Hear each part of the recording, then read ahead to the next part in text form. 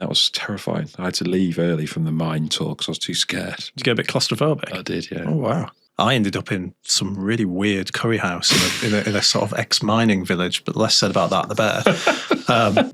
Your parkland courses can be as good as they want, but if it keeps raining, like... Yeah. I last had a club in my hands on January the 3rd. What? For 6 months in the year, I'm probably going to play at least twice, maybe 3 times a week. Yeah. At which point Going be getting way more than my monthly value are. So you're going to make hay while the sun shines? Yes. Golf club memberships are not getting any cheaper, are they? They're going to keep going up because they have to, because Cost minimum wage, national insurance. The cost of all the things. What's the cost, basically, of just opening the doors? And he said it was then 1.3 million. A couple of years ago. That's not staffing. That's not bells and whistles. At Old Woodley, we start off with a spoken word artist, normally sort of like left-leaning, trying to deal with like the hot topics of the day. And then that moves into an open mic comic night where people take the stage and just ad-lib their way through the evening. And then we have a house DJ. This year it was a Hacienda reunion party. It's wear what you want. It was a Hacienda reunion party? No, it wasn't. No, Come on. I mean, you had me until you just went too far. Jesus, Steve, you're constantly sort of exposing yourself as being a pot hunter.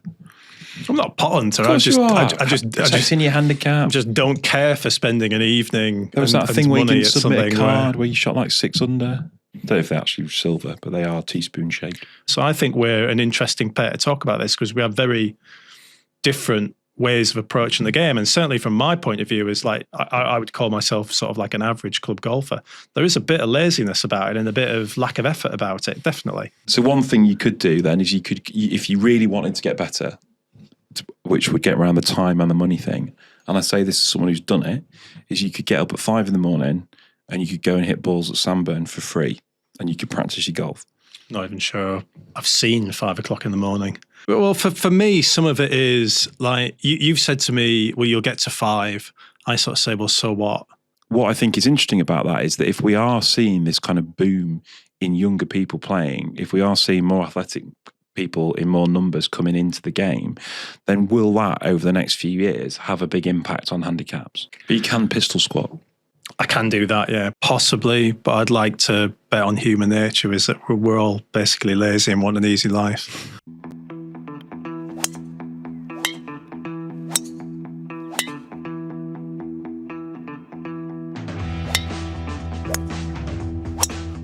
Hello and welcome to another episode of the NCG Golf Podcast. I am your regular host, Tom Irwin, and I'm joined by my erstwhile colleague, Steve Carroll.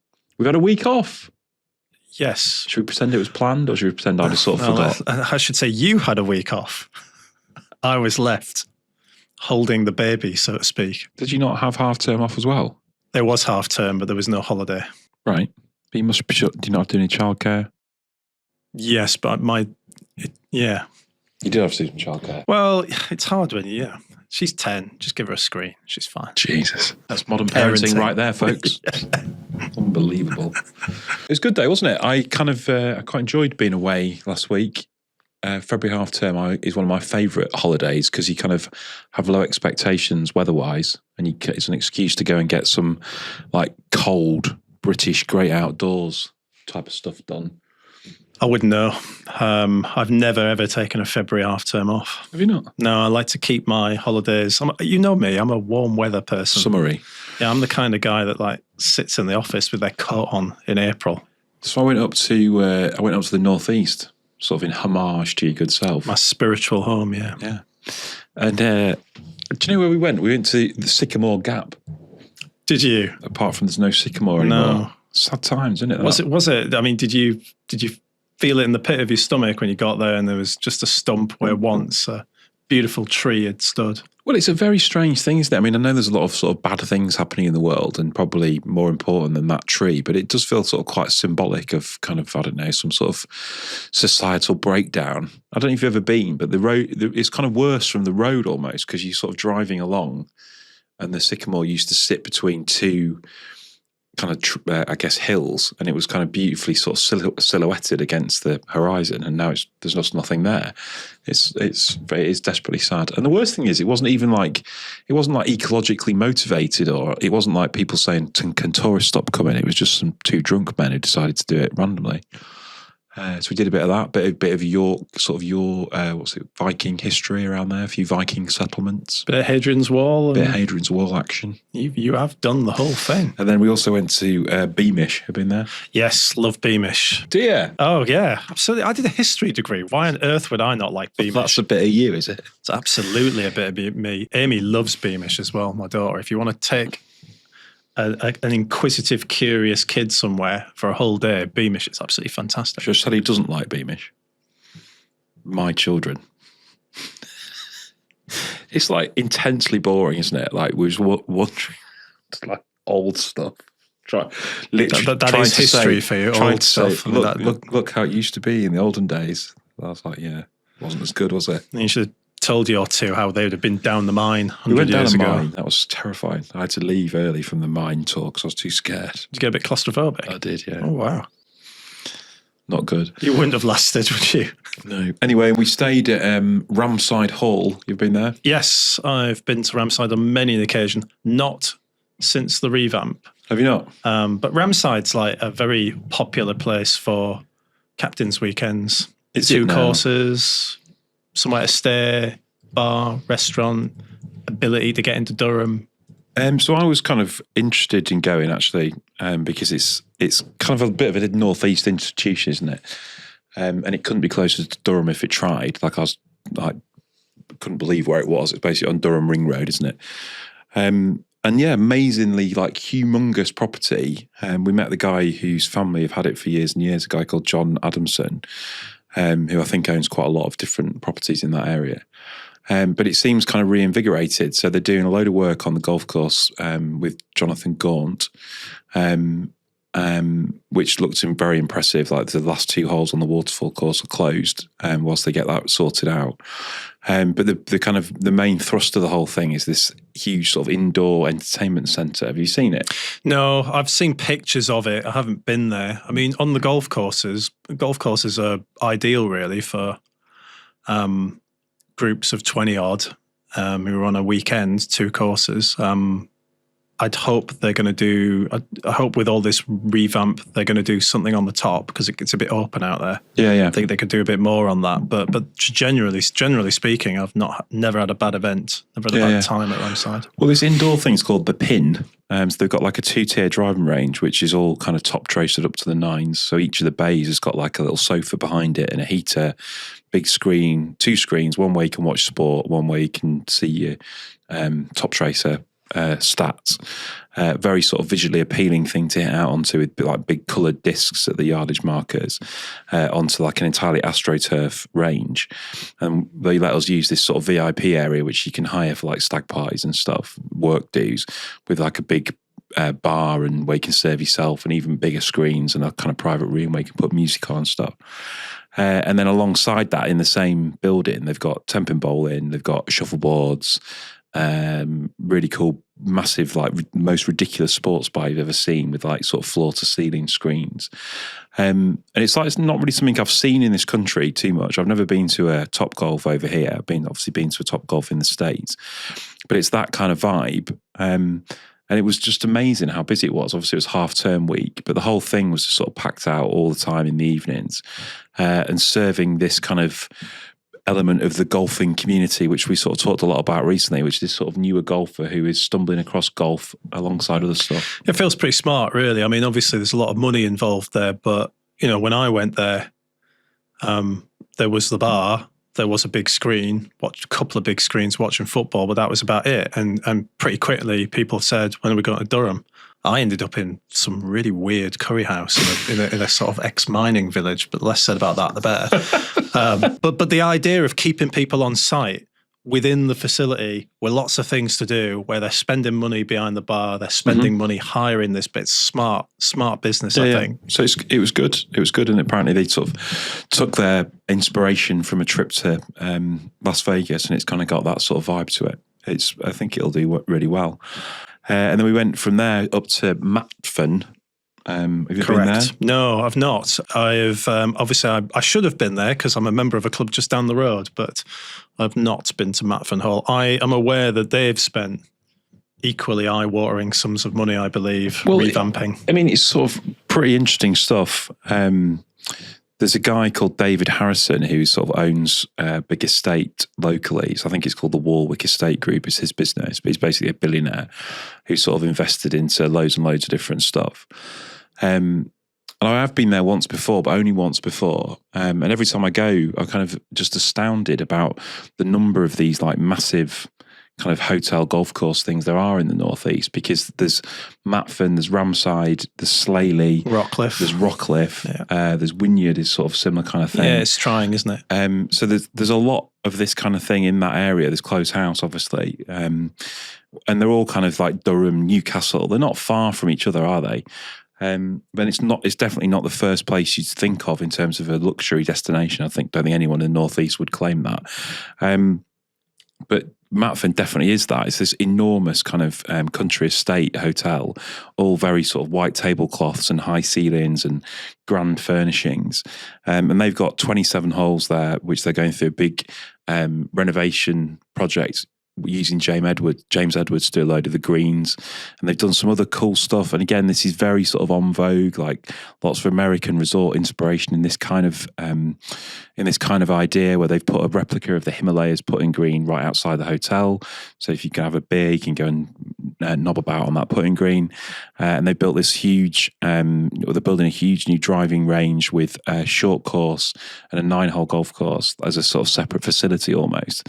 So again, sort of just trying to tap into this sort of newer golfer, short format golf courses. And a massive spa development and all that good stuff. Yeah, it'd be interesting as a member of Close House to see what happens with Matfin, because I don't think anyone at Close House would mind me saying this.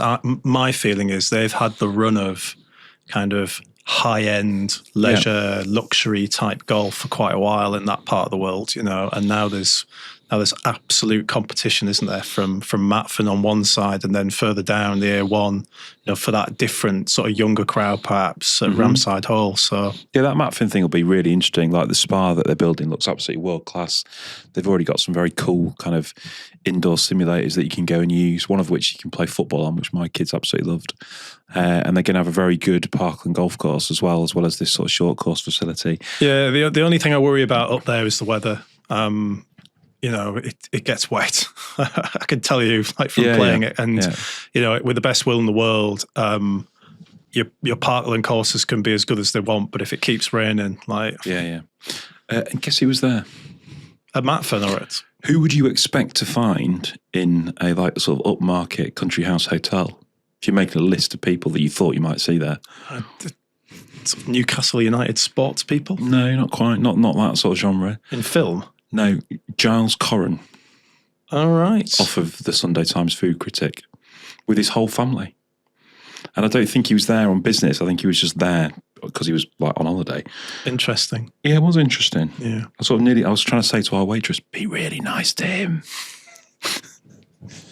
He had a kipper. And me and my missus sort of did a very embarrassing thing where we both spotted him at the same time, and I went, is that? And she went, yeah. And then we kind of definitely started talking sort of slightly louder about food, as if we knew what we were talking about. But you didn't get in for a selfie afterwards. Pathetic, isn't it? They were too cool for that. Right. So that was a very long sort of soft intro, wasn't it? People will have already switched off. No, our dwell times are really good. They're 87%. There was a comment. I'll send it to you. There was a comment about one of the other podcasts where basically someone says, my first time listening to an NCG podcast, I think it was one of the Your Golf ones, and it basically said 4 minutes of drivel. Turned off after that. What were we driveling on about? Drivers, I think. Oh, right. It's a bit harsh. There was one time someone said, how many times does this bloke mention Old Woodley? It'd be quite a good drinking game, I thought. Bingo. Yeah, exactly. Right, so today we are going to do our regular things. We've got some quite interesting mailbags. We've got a rules corner. Steve's promised me a rules corner. Sort of feel like I've been, restricted on my rules content, having had a week off. I want to talk about whether or not golfers are actually trying to get better. So I read an interesting thing on Golf Digest about average handicaps and how far they've moved over the last 20 years or so, or how far they haven't moved. And just have a bit of a dig into whether people are actually as keen to improve as perhaps they might give the impression, and look at that through the kind of lens of the WHS debate. We've got some kind of interesting stuff, I think, around why we think people should have improved and perhaps why they're not improving. But before we do that, what have people been saying online, Steve? All sorts. We've had requests, we've had comments. Let's do the comments first. So our last podcast was about our golf club membership survey. And one of the questions that we asked was, have you thought about leaving your golf club? I wrote a piece about that, which you can read on nationalclubgolfer.com. And many people got in touch, primarily on Facebook. So let's go through some of them. There was quite a bit, wasn't there? I've sort of been looking at people commenting under that piece about the kind of value of membership, and a lot of people saying that they've still got waiting lists and that kind of thing. Yeah. That surprised me a little bit.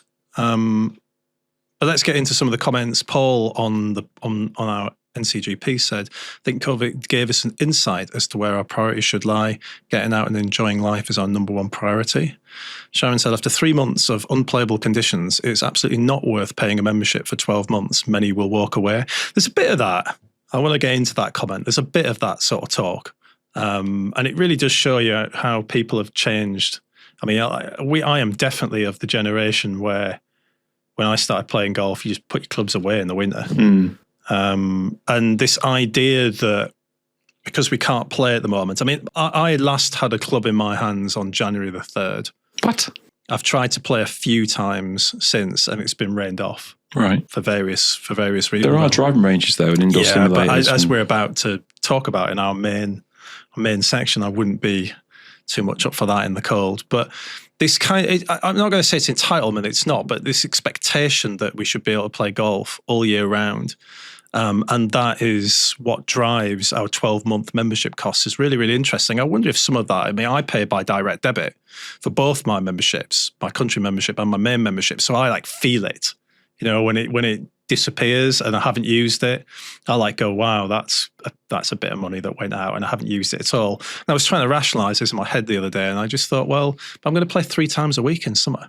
I'm going to play Saturday because there's a comp. I'm going to play Wednesday night because there's a comp. And I'm probably going to play Saturday or Sunday the following week because there's a comp. Mm-hmm. So for 6 months in the year, I'm probably going to play at least twice, maybe 3 times a week. Yeah. At which point I'll be getting way more than my monthly value are. So you're going to make hay while the sun shines?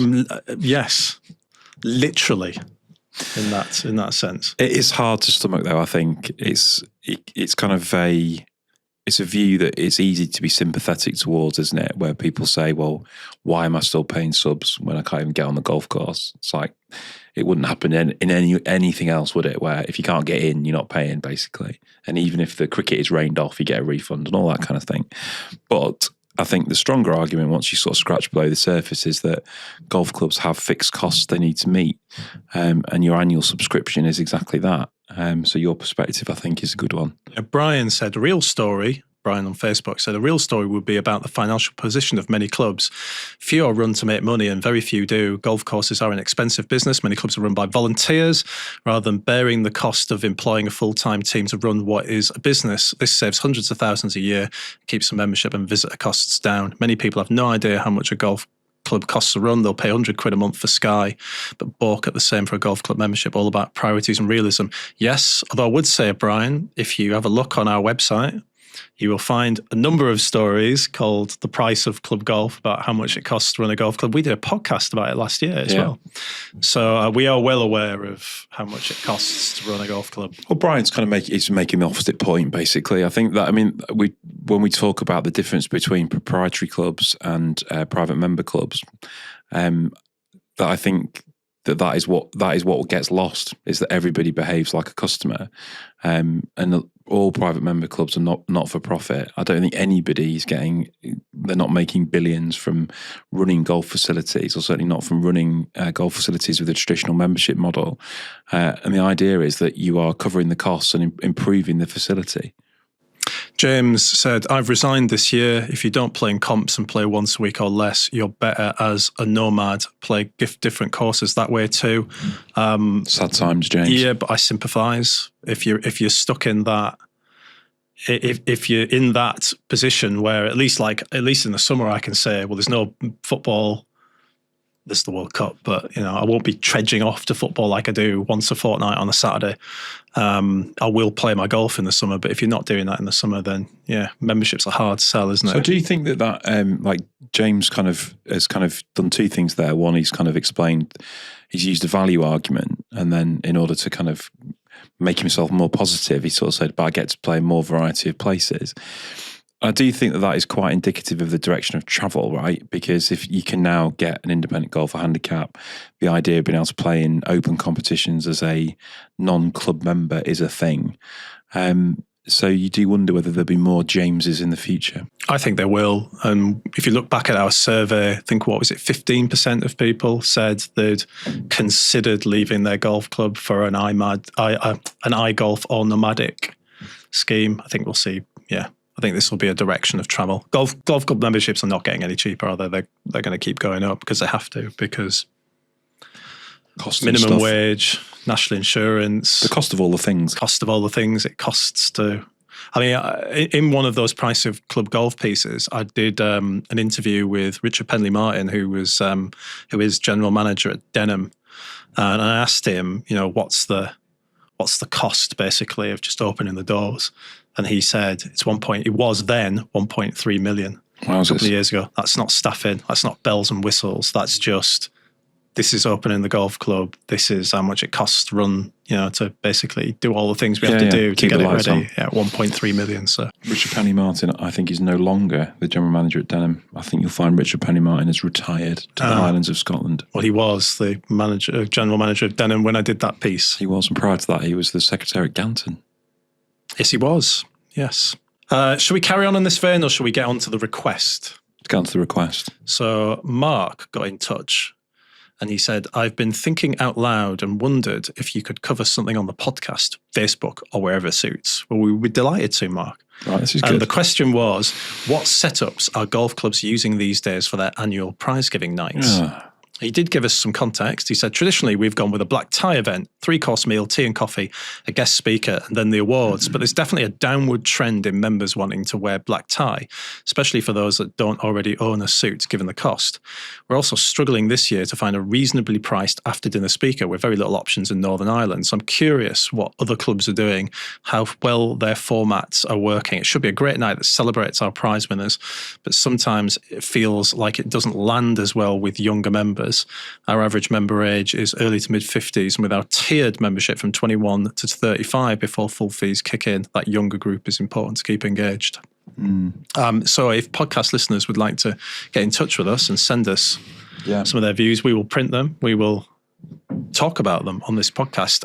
At All Woodley, we start off with a spoken word artist, normally sort of like left-leaning, trying to deal with like the hot topics of the day.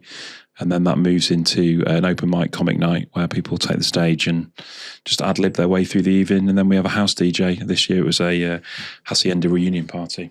It's wear what you want. It was a Hacienda reunion party? No, it wasn't. No, it was. I mean, you had me until you just went too far. Can you imagine? I was there. I was engaged. I was envisaging it, and then you just took the analogy and ran a bit too much with it. At Woodley, it might not shock you, this, Steve. We have a black tie do, which is a formal dinner with a presentation of the major trophies of the year. So I've seen a number of different things in my time at Close House. It's relatively new. I think this year it'll only be like the third year. But they have an awards evening now. That is black tie. That's quite formal. They seem to get from the pictures, they seem to get quite good take up on that as well. I can't remember what they're doing at Sanburn because I haven't been back that long. Not won a prize. They might. Well, I'll get onto that in a minute. I thought you were cleaning up. Maybe they're not having one because it's just you. I sort of picked up the podium places without actually getting any of the main honours. I think that's how I didn't get lynched. At Sanburn, certainly in the past, they tried a couple of different things. I mean, they used to do it like, we used to have a kind of like a Christmas event, right? And then you would do it either before everyone went out for golf, because it was shotgun start, or you would do it afterwards before you then delivered the prizes for the... Yeah. But they just found it quite hard for take-up. I mean, it is quite difficult to get people involved who haven't won anything. Yeah, that's it's just a fact, isn't it? If you haven't won anything, you've got to be pretty committed to spend the money going to a black tie do. Really? I think so, yeah. Jesus, Steve, you're constantly sort of exposing yourself as being a pot hunter. I'm not a pot hunter. I just in your handicap. I just don't care for spending an evening. There was that thing where you can submit a card where you shot like 6 under. You keep winning competitions. I haven't won any competitions. Right. Unbelievable. I won the scratch knockout at Woodley last year and I didn't go to prize giving because something came up. You get a spoon at Woodley, a little silver teaspoon. To get to keep said teaspoon, you have to give it back. That's quite a nice prize. It's good, isn't it? I don't know if they're actually silver, but they are teaspoon shaped. As for reasons that we're about to talk about, I'm sure, given my attitude to some of the questions you're about to ask me in the next half an hour, I don't win many pots. There's probably a reason why. Well, right. So people are going to tell us how they celebrate men's prize giving or prize giving evenings. Annual prize giving nights, yeah. Right. So we'll move on to this week's conversation, which is basically, it could be about you, this couldn't it? It's, are golfers actually trying to get better? Right, and this has sort of occurred to me quite a few times over the years.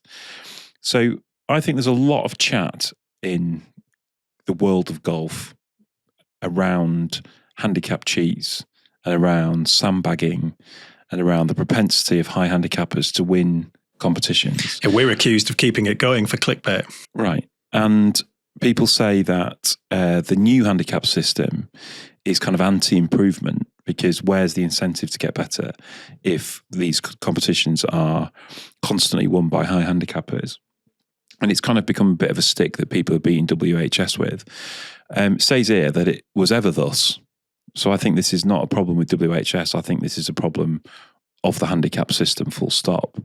And I think that people's kind of aspirations as golfers are very different, actually, from their aspirations in other sports often. So what is this Bible that you were referring to? Bible? Yeah. Well, these things, so far, these are just things in my head. I was going to move on now to give you some data, if that's all right. Could you? Yeah. So I think one of the things that sort of puzzles me about the debate around golf is, first of all, what I've just said around the handicap system.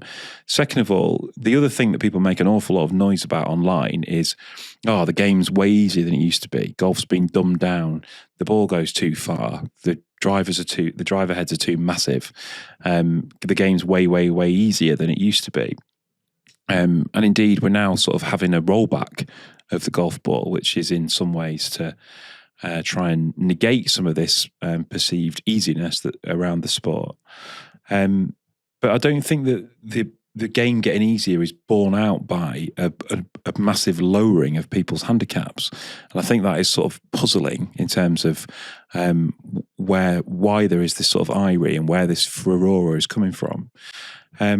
So Golf Digest, I read a piece on Golf Digest recently, and the piece on Golf Digest cites a piece on Golf Digest from 1984, which was a survey of 250,000 golfers. At the time, it was like the biggest sample size of golfers and their handicap indexes, because it was like pre-data, pre-internet, pre-apps. It was also sort of paper-based. So they're saying that the average handicap for male golfers in 1983 was 17, and the average handicap for women was 31.5, right? So we're now kind of 40 years after that. We've now got loads and loads of data, obviously, from the USGA, collecting scores and recording handicaps in the GIN app. The the World Handicap System launched in 2020, and they've got like 3.2 million people with a handicap, I think, in the States. Sounds about right. So would you like to guess what the average handicap for men is now? Well, I know the answer because I've written about it many times. Go on, then. I think it's 14 in the US. That's right. So it's 14 in the US and it's 28 for women. Now, the average handicaps in the UK are actually slightly higher. And there is like a bit of a kind of data discrepancy in these numbers because the World Handicap System is softer than it used to be. Yeah, it's 8 against 20 against, I think they used to do 10. Correct, yeah. So the system has sort of softened off, which would account for some of that lowering. Yeah, and also, I mean, we can attribute 14 in the USA and 17 in the UK, GB&I, sorry, in terms of men by most likely score. Basically, that's the difference. Yeah, exactly right. But there has been a softening which would account for some of that difference. Now, just to caveat that slightly, the old system in America used differentials of 96%, whereas now it's the full value, which would offset some of that softening of the system. But basically, the data is pretty comparable. Yeah. And I would say, actually, the current system is softer than the old system, and that is outweighing that difference in differential. So you might say that 3 shots is loads over 40 years. It's kind of under a shot per decade, obviously. I think they're fairly. I think they're fairly the same. I think if you used the same data from 1984 and just posited that to now, you'd probably get very similar numbers. They'd push higher, 10 against 20 as against, and then obviously bonus for excellence, which was 96%. I think actually, if you looked at the 2 sets of data and said, right, we're just going to take one and then move over, the handicap numbers would be pretty similar. Yeah. So I think what you're seeing is kind of very little movement, really, in terms of average handicap. And for the context of this debate, we're using handicap as a demonstration of the average golfer's ability, the average golfer's score, right?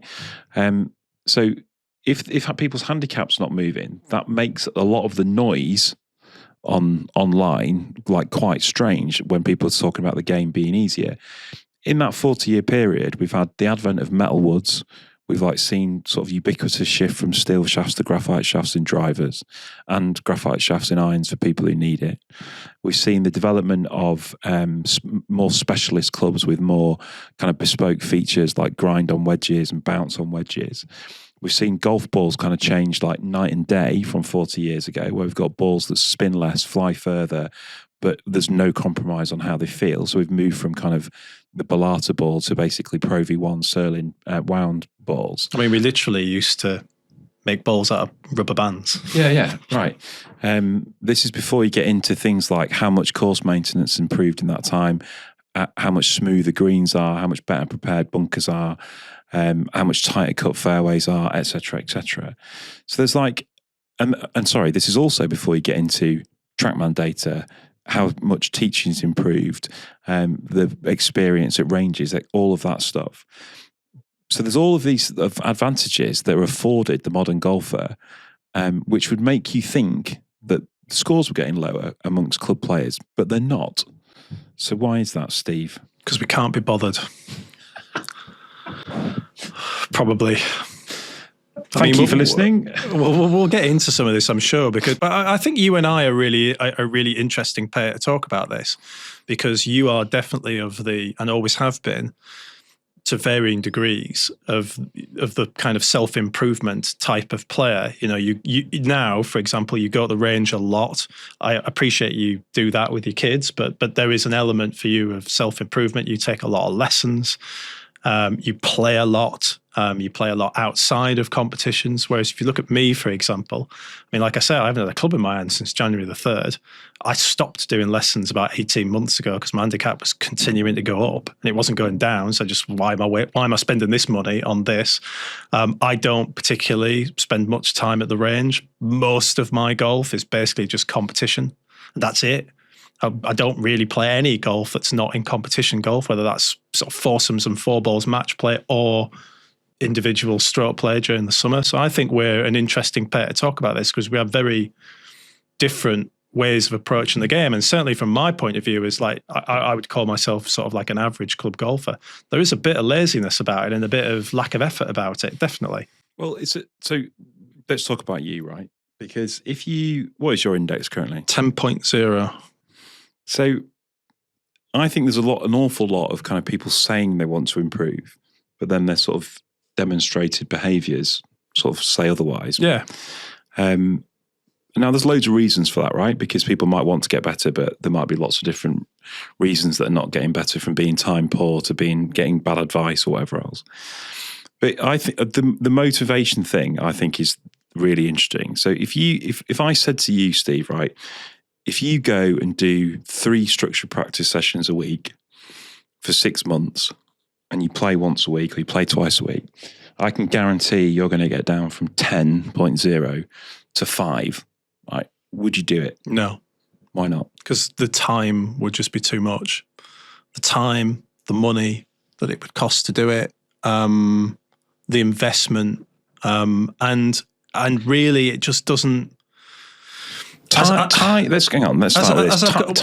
Time. Yeah. Talk me through the time thing. Well, obviously we work 9 till 5:30 or whatever it is we work. Sometimes we work some different hours. Obviously I'm in the office today. I'll drive home. By the time I get back, it'll be 6:30. I'll then have something to eat. It's 7:00. If I go to the driving range, 7 till 8, I don't see my kid.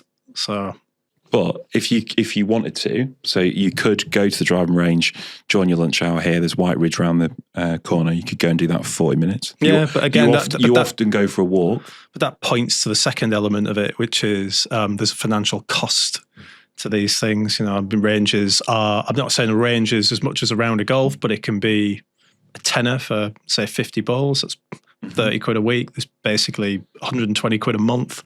There's better things I want to spend 120 quid a month on. You could resign one of your golf club memberships. Well, wait and see. So one thing you could do then is if you really wanted to get better, which would get around the time and the money thing, and I say this as someone who's done it, is you could get up at 5 a.m. and you could go and hit balls at Sandburn for free, and you could practice your golf. Not even sure I've seen 5 o'clock in the morning. Right. In the last 10 years. I'm not much of an early riser, Tom. I'm a bit of a grump first thing. So, but I guess the point that I'm making is that if you look at the squazillions of people who do 5Ks and 10Ks and half marathons and iron people, whatever they're called now. What are they called? Iron neutrals. But I mean, you've lost your point, so shall I? I'm carrying on with my point. Go ahead. And what those people do is they get up in the middle of the night so they can go and get the miles in to get their VO2 max up to improve their zone 2 speed. And because they really want to do it, they get up and do it. But golfers don't do that. Well, for me, some of it is like you've said to me, well, you'll get to 5. I sort of say, well, so what? Right. I suppose I could be a PGA pro then. I could do the PGA training course. I think it's 4, isn't it? No, 6.3 or something like that. That's for women's. But I got into single figures. This is it's probably bloody 54 nowadays. This is as I approach 50, because when I was in my mid-30s, so you're telling you now? I did do all of this stuff. I did take structured lessons. I did work hard. I did go to the driving range a lot. I did play an awful lot. And I got to 7. Right. So what you're saying, it's dropping testosterone levels? Possibly, yeah. But I think it's like next thing. I'd like, if you ask me what's your aim for next season, would I like to get back into single figures? Well, yeah. But it doesn't really make that much difference to me whether I do it or not. I've kind of done it. I've sort of ticked that box. But neither do I want to.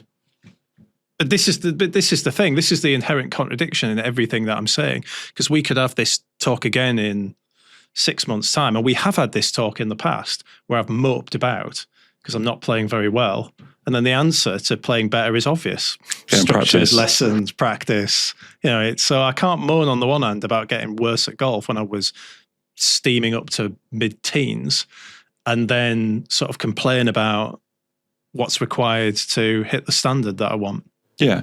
So I'm sort of mocking you for you lowering testosterone levels, but I think there is a sort of valid. I think there is an element of it. There is a valid point. There is something interesting within that. So we've just done this membership survey, and the one thing that was unequivocal about it was the age of people, right? Yeah. So that's not changing, is it? So if the age of your average club golfer is not changing, I guess it's that is a particular profile of person who is motivated by perhaps slightly different things than self-improvement because they're at that stage of life. So what I think is interesting about that is that if we are seeing this kind of boom in younger people playing, if we are seeing more athletic people in more numbers coming into the game, then will that over the next few years have a big impact on handicaps? Yeah, possibly. I mean, I think I am at the moment endemic of quite a lot of people that I know who just treat golf as something that's fun to do. Correct. So, my ideal, let's say it's June, my ideal is, I'll go and play on a Saturday. I'll play with some pals. We'll have a pint afterwards. We'll then repeat the trick on Wednesday, and then we'll repeat the trick on Saturday. For me, it's become much more about sort of the social bit. And if I play well, great.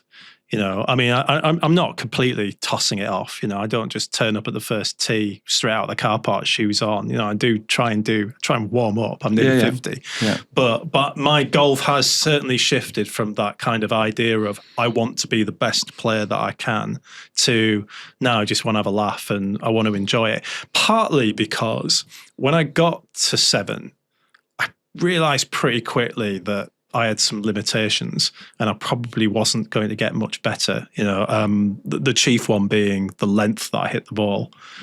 Like with the best will in the world, I know there are structured things you can do. I've tried with dynamic golf and done some of that work, but I have some physical limitations, back, neck. But you can pistol squat. I can do that, yeah. But I've got some problems back, neck. I'm not going to be hitting the ball particularly any further, I don't think. And as I get older, I'm going to be hitting it less. So do I then want to put in all of that work, not necessarily confident about the reward? Yeah, so I think you're kind of in the majority. I think that is how most people think.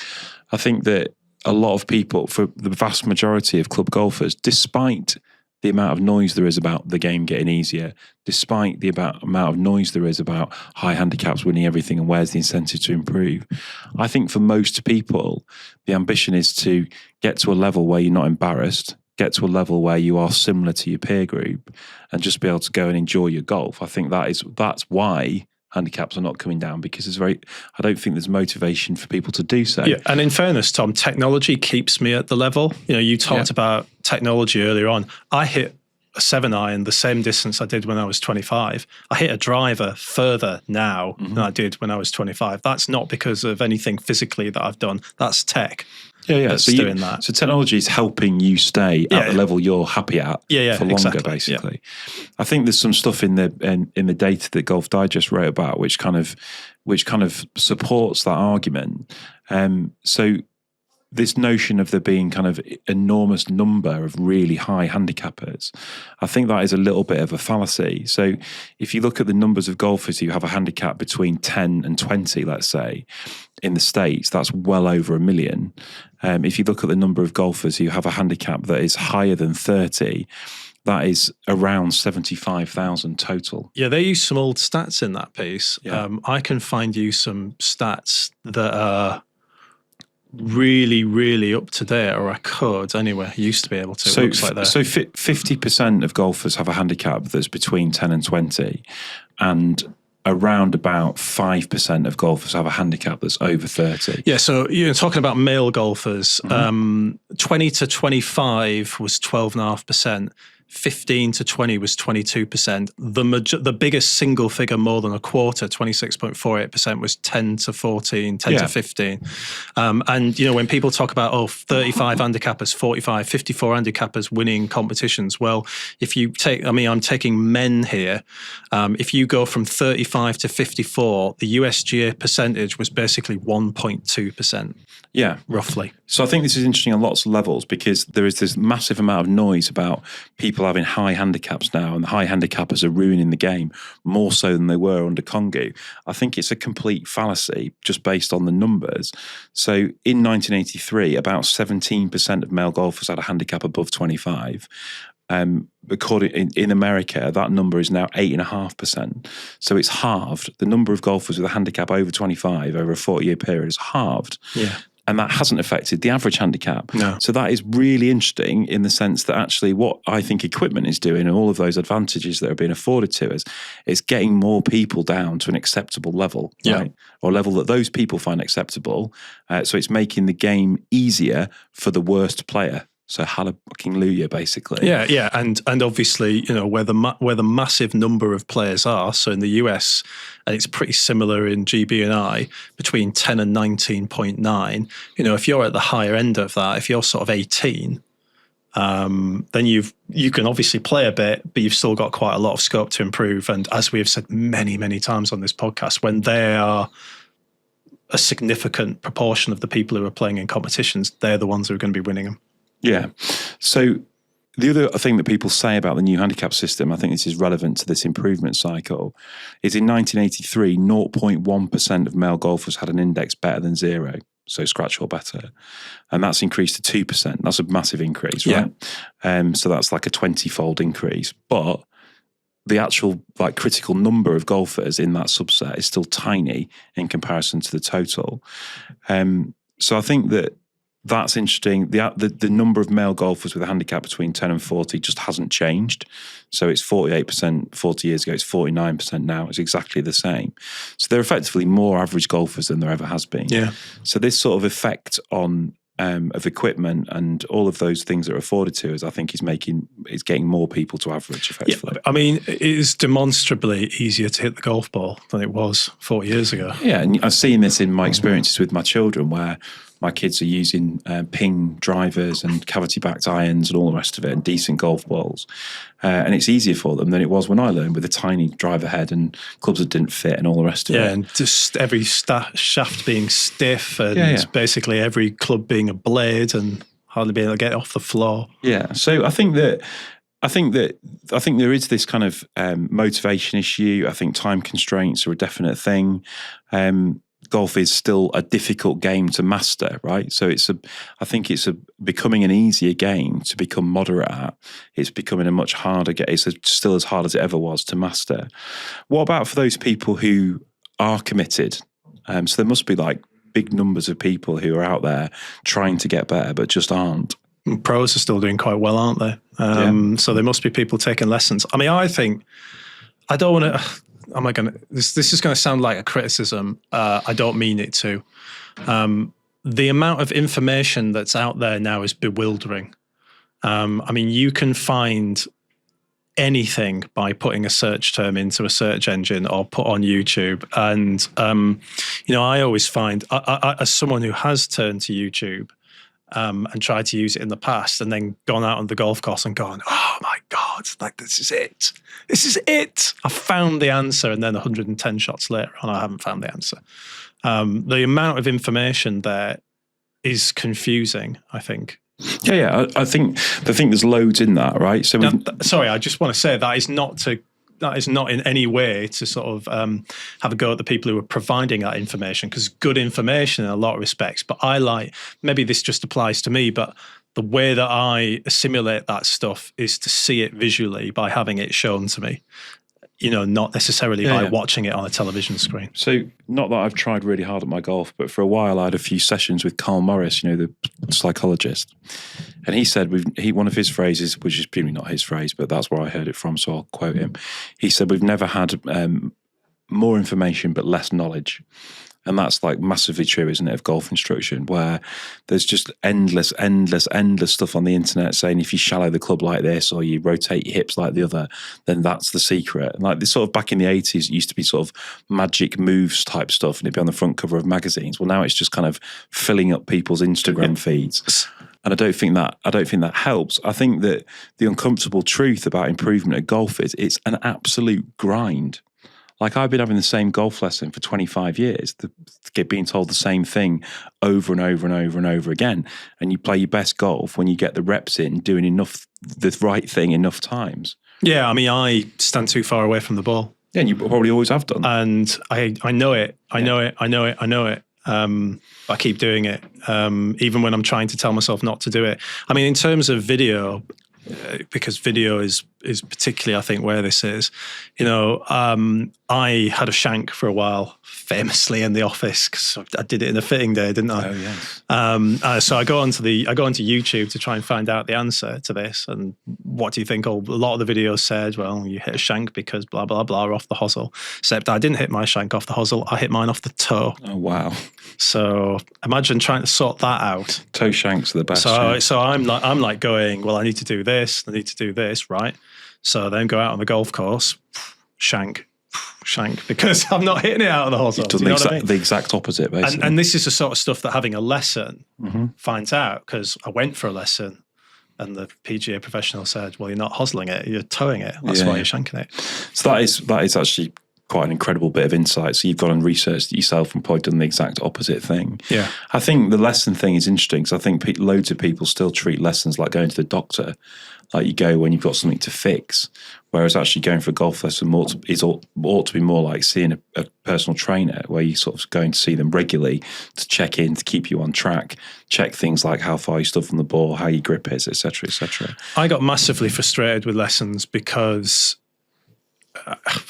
my swing and everything that I did was kind of like a hodgepodge of quite a lot of things. So when you deconstructed one bit, something else went wrong. So it felt to me like, well, we fixed that, but now there's this. And then we fixed that, and now there's this. And we fixed that, and now this. And it just got too much in my head. Yeah. There were too many conflicting thoughts to the point where I just couldn't, because you need to let it go on the golf course, right? You just need to concentrate on target, hit the ball, and I just couldn't do it. Yeah. I was just a mess of thoughts. Well, I think the sort of too much information thing is definitely a thing. I also think that like what people practice is a problem. Like we talked loads, haven't we, about the boom in people using ranges and how much the driving range experience is improving. People like doing that because it's like a visceral thing. You're going to whack driver as hard as you can. And nowadays you can track it on like a top trace. You can have long drive competitions versus your mates. They're not opening like giant indoor putting centres left, right and centre, are they? Because putting is just much less interesting, and therefore it's less interesting to practice. But there's no getting away from the fact that someone with a better short game and better putting stats are the people who are going to have a lower handicap. So I think even for the people with the desire to improve, the desire to improve the bits that are actually going to make a difference is still relatively low. I know from my own experiences that when I have gone and committed to, you sort of have to, it's like eating your peas before you eat your chips, basically. When you go to the golf club, rather than turning left to go to the range first, you turn right to go to the chipping and putting green, do your 20 minutes putting practice, do your 20 minutes chipping, and then it's done. And that, if that's your priority, I think you do see massive, massive dividends in that. But nobody does it. No, but I also think, again, it's information and it's what works for you as well. I mean, not every particular putting drill will work for a particular player, will it? What are your faults for a start? What are you trying to fix? But we are sometimes like, everyone's a hypochondriac, aren't they? Right? They get a little twinge in their arm and they sort of start looking at tennis elbow, and then they quickly move on to cancer, whatever it is. I think we're the same with golf. We sort of know that there's something wrong, but we not quite know what it is. So that we go to the worst possible situation and then make our games worse. Yeah. So I think that there's the kind of bad information. I think there's kind of practicing the wrong things. I think there's a lack of direction, certainly in terms of appetite to actually go for regular lessons. I think a huge thing is the thing that you said at the start, or you touched on at the start, is just the things you have to sacrifice. That is the massive thing, right? So for most people, like the amount of time you've got to commit to golf is get out and play at a weekend, right? And that's what you're going to prioritize, because that's when you see your friends, that's when you get your competitive golf. You aren't going to like divide that 5 hours free time you got up on a Saturday into 5 range sessions instead, because it's just not as enjoyable, right? So you have to be willing to sacrifice something. So it's even worse than that. I mean, I used to get to the golf course I'm going back a few years now, with all the intention to practice, right? Well, I've got this range time, and then I'd see the first tee was free, and I'd go, well, what am I going to do now? Do I do this range work and practice this move? I just go and play 9 holes. Well, I just go and play 9 holes. Well, exactly, yeah. So I think we're sort of creatures of comfort, aren't we? And I think that applies to lots of this, in the sense that we want to do what's comfortable. Playing golf with your friends is comfortable. We want to have a handicap that's comfortable, right? For most people, knowing they've got the kind of the assistance of 12 shots is much more appealing than having the discomfort of half that number. So where is the incentive to improve? We did this thing. This thing happened at the golf club last year. I don't know why, but it happened where the handicaps weren't quite as they should have been. So I don't know why it happened, but you'd say it would say course handicap 12 on the scorecard, and it would say playing handicap 13. I've no idea why this was. Then you'd get into the club afterwards, and we'd all say to each other, "This will just get sorted out." And it does get sorted out because the change is the same for everyone, whether it's wrong or not. You get into the clubhouse, and then you'd see the 13 on there. So you got into the thing of, wow, I've got an extra shot. I haven't got an extra shot, right? But it's unbelievable how much better I used to play, right? Thinking the boost it gives you.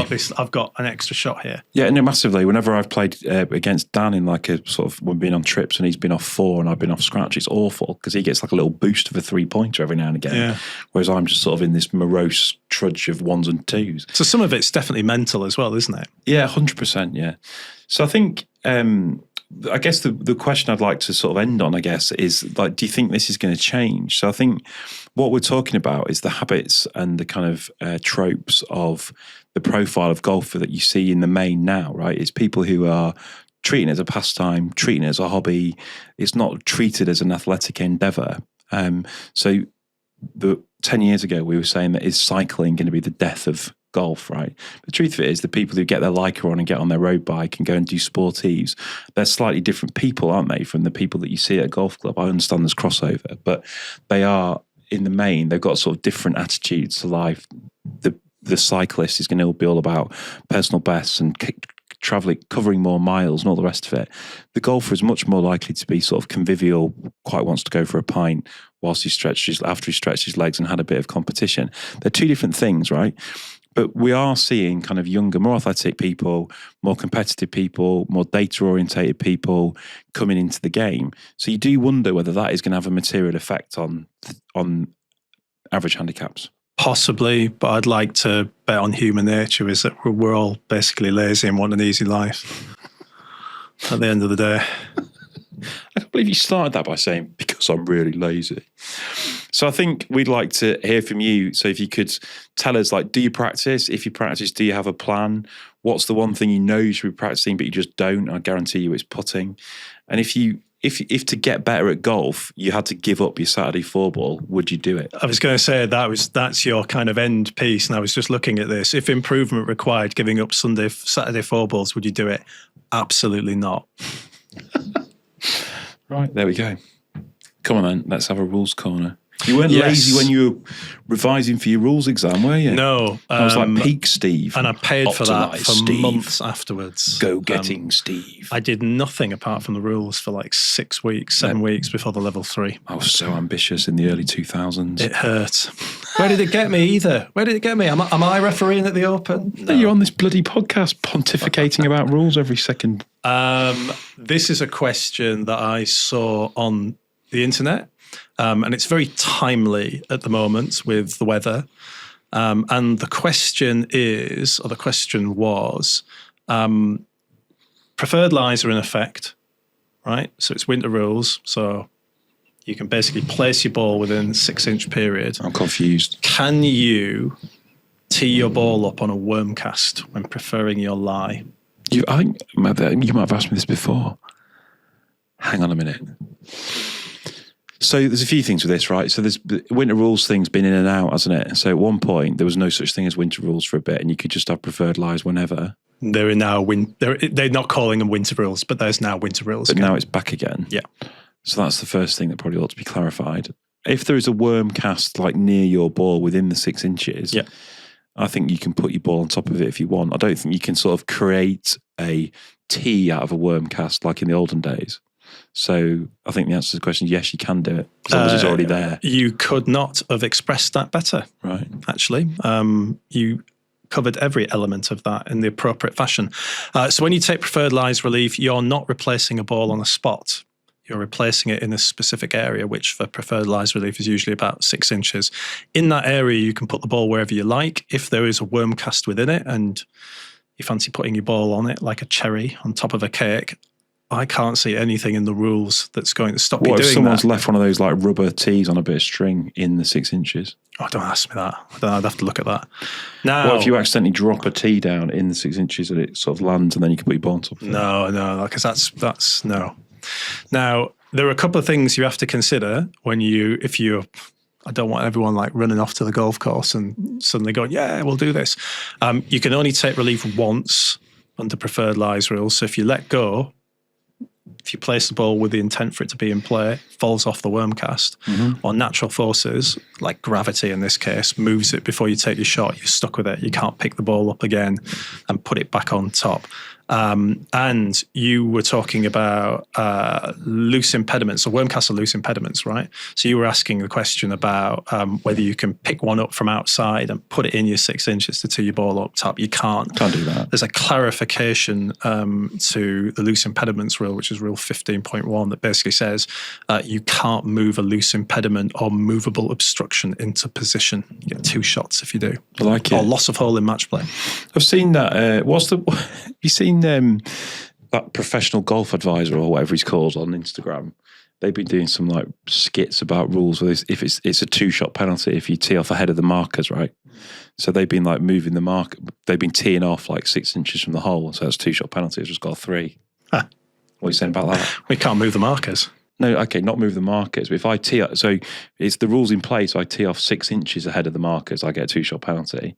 So what in their skit they are teeing off like on the green and saying that's ahead of the markers, so it's a 2-shot penalty. Yeah, but it's not because it depends stroke play or match play. So match play, it's loss of hole. No, because match play. If you tee up ahead of the match markers in match play, the opponent can recall the shot if they want to, but there's no penalty as such. Opponent either recalls the shot or doesn't. Yeah. Now in stroke play, tee up ahead of the markers is 2-shot penalty, but if you don't fix the mistake, then tee off at the next hole or hand in your scorecard, it's DQ. Oh, so once you teed off in front of the markers, you have to replay from... You have to fix the error. There you go. So this joke doesn't even work. You have to fix the error. Stupid Instagram. Thought they'd trick me. Tell you what happened to me the weekend. I was playing golf with Joseph at Old Woodley and Ben on Sunday afternoon.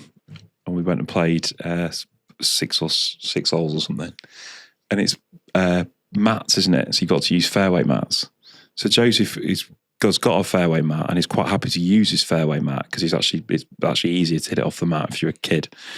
But what he does is he puts his mat down, puts his ball on the mat, and then he has a practice swing. So it's an enormous and then uses the mat.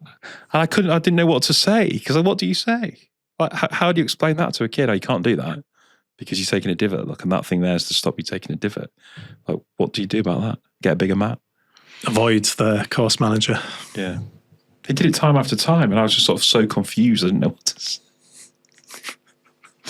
Then there'll be a message going around the members going, there's divots all over the golf course. Yeah. It was really weird. Got these mats for a reason. It was really weird. Anyway, thank you for listening. Please do give us a subscribe. We will be back next week. I promise not to forget again. Bye.